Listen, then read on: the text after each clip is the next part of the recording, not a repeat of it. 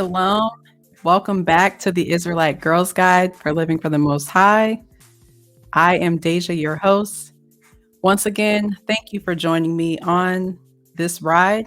We are at episode 5. I cannot believe how fast these weeks are going. But thank you so much for being here.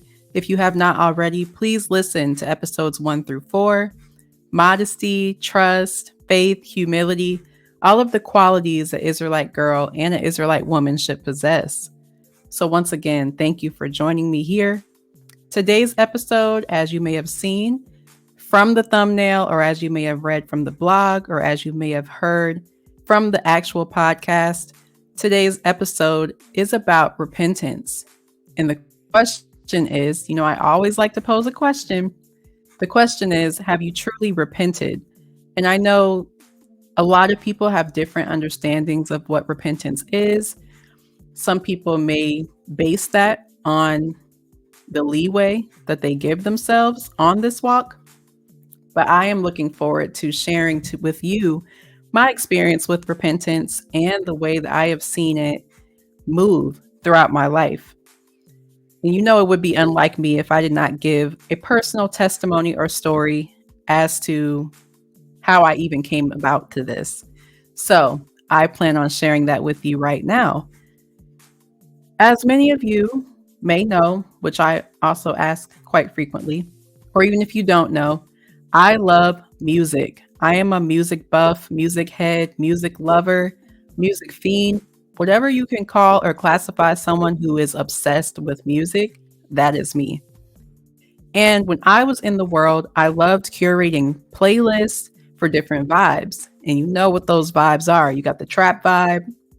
You got the pregame vibe when you know you're about to get into some trouble. You got the grown and sexy vibe, which is also could be troublesome if it's not in the right, circumstance. Also had the chill vibe, the relaxed vibe, the wind down vibe, all of the different vibes.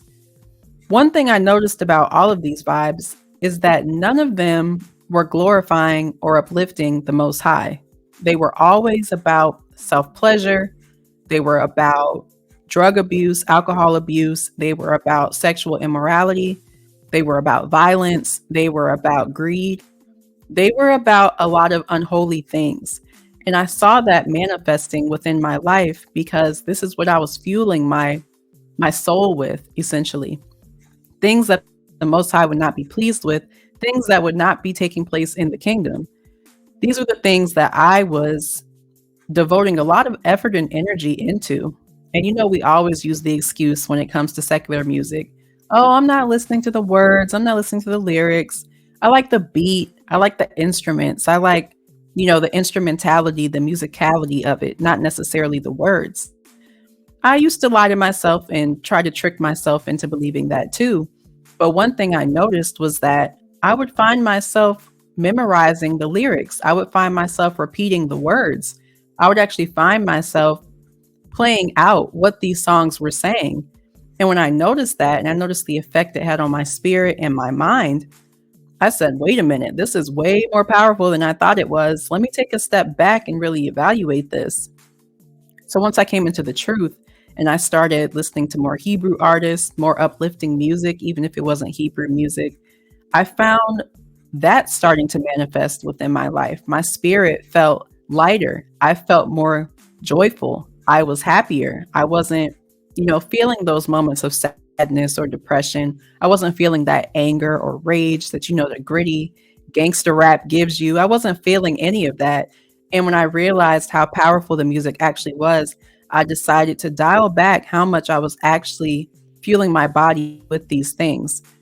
And so once I made the commitment to actually step away from secular music altogether, I cleared it all out of my algorithm. I cleared it all out of my playlist on Spotify. And I started creating playlists for righteous music, for uplifting music, for truth music. And this is just a shameless plug. I do have quite a few playlists on my Spotify, which I can link in the description below. I can also link in the blog as well. If you're interested in finding more wholesome music that is good for your soul, all types of vibes. We got the reggaeton vibes. We got the the for lovers only vibe, that love music, that marriage music. We got the trap music too. Like, yes, and the truth, they be rapping for real. So do not act like, the talent does not transcend from secular to righteous, because it definitely does. So I will link that too. But once I cleared all of that stuff out of my library on Spotify, I felt so much better. It felt so great to be able to just press play on all of my liked songs and not have to worry about if I have to skip a song, depending on who's riding in the car with me, or any type of situation like that. I was able to avoid because I was no longer allowing myself to be caught up in old algorithms. And so, what I really learned about this situation was that the minute you search and listen to something outside of what's in your library, Spotify will start suggesting it to you. And I'm not even going to pretend like Spotify will trip you up with that. I'm sure Apple Music does the same thing. I'm sure YouTube, everything that tracks your data and your search history is going to start suggesting things to you, which I'm sure we all know from the internet as far as ads go. But within Spotify, I noticed that if I was to search something that was not in my library, Spotify would actually curate a playlist for me based on what I searched and listened to. It'll pull up all types of radios, it'll pull up other playlists, it'll pull up similar songs, it'll feed you whatever you search for. And when I realized that Spotify really would curate something to what they thought you would enjoy, I realized how powerful not only Spotify is, but also the realm. When you allow the realm access into you and you're not standing firm on which side that you're on. Now, I'm sure someone listening, watching, reading, could say, this is, you're blowing this out of proportion. This is just about music. It's not that deep. Oh, but it actually is, because I realized the bigger message and the bigger picture behind this whole thing once I realized how Spotify would suggest things to you. Don't allow your flesh to get lured back into old habits. That was the biggest thing that I recognized from this. I was like, oh, wow. Even if I search one song and listen one time, the algorithm is fried after that. They're going to start suggesting more of those things to me. And if my self-control and self-discipline is not up to par the way it should be, if I'm not in my word and fueling my body with the spirit of the Most High, the things of this world can find themselves creeping back into my life. Whereas I thought I would have repented from these things, I'm actually opening myself back up to them without even realizing it. And so I understood that the world will start suggesting sin back to you. And you won't think it's that deep. You'll think, oh, one listen to this isn't going to make a difference. Oh, one sip of this isn't going to make a difference. Oh, one puff of this isn't going to make a difference.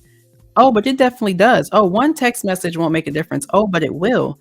Because once you start opening yourself back up to that, you've left yourself vulnerable. You've left yourself wide open for all types of attacks. And if you're not strong in that, you will fall victim to old habits. And how will you respond? A little bit won't hurt. Will have you doing the things you used to do. You thought that you were past this point. You thought that you grew up from the person you were a year ago. But right now, today, you're doing the same thing that you thought that you had overcome. And that's what I'm talking about. When I'm talking about this algorithm will get you and you won't even know what's going on. And I learned too that true repentance means that you're never turning back. True repentance is I'm doing an about face and I'm not going back that way. I'm not doing the things I used to do. I'm not hanging with the people I used to hang with. I'm not dressing the way I used to dress. I'm not talking the way I used to talk. I'm not behaving the way I used to behave. And true repentance is when you really do turn away from that old self and you walk into the light, into the new. Your self-control, obedience, and self-discipline has to be stronger than your desires. Because if they're not, you're going to find yourself falling to the attacks that you thought you had overcome a long time ago. They're just going to keep creeping back up and you're going to keep falling for them. And I realized how important this was because a lot of us talk about, oh, the will of the Most High and, oh, we're the people, we have an inheritance to claim and all this type of stuff. But it really is Yah's will or no will. And in the world, we understand a will to be something that someone blesses you with after they pass away. Now, I'm not saying the Most High is passing away because he would never. What I'm saying is he has a will in store for all of us And it's up to you to tap into that and make yourself available to receive that. Because if you don't, you know, ultimately you're giving up your inheritance to somebody else. You won't receive it. You won't have a legacy that you tap into. It's going to stop after you.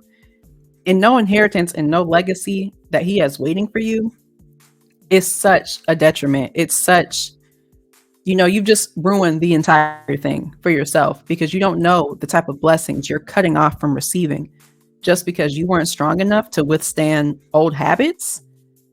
We're not letting that slide. And I know we don't really, subscribe to the Gregorian calendar, but if you do, we're not letting that slide in 2024. Okay. The new year, quote unquote, is coming up. Be strong in the things that you say you want to do. Be strong and live out and truly be the person you say you want to be. Because if you're still falling to these old attacks, maybe you're not ready for what the Most High has in store for you. Maybe you're not ready to receive the will and the inheritance he has waiting for you. Maybe he's going to slide it to the next person. He could very well do that. And it could be in his will that you don't receive it and you become a lesson to somebody who's watching you. And so taking all that into account, I was like, whoa, I really have to be intentional about what I'm putting into my body, what I'm putting into my mind, what I'm putting into my spirit. Because if I leave myself open to being attacked, there's no telling what I could lose because of that.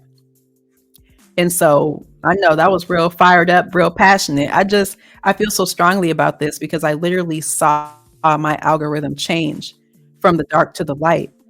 And I never want to see that darkness return.